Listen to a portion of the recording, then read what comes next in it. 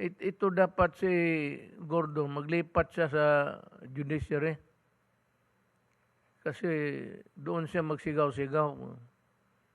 At baka sa awa ng sheriff pa niya ang babaril sa kanya. Hindi yung ugali na yan.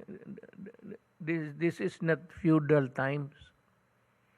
You have to be courteous.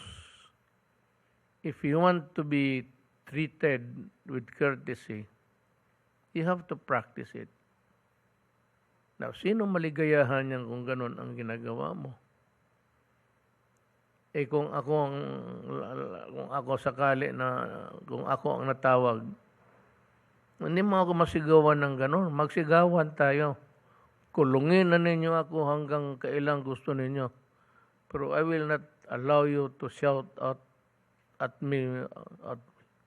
Hindi ako papayag ng ganun. Magmurahan tayo dyan sa loob.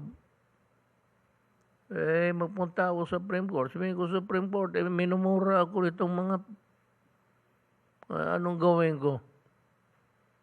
Hindi naman ako mo yun. This is not hindi na panahon ng mga katsila ito o Amerikano.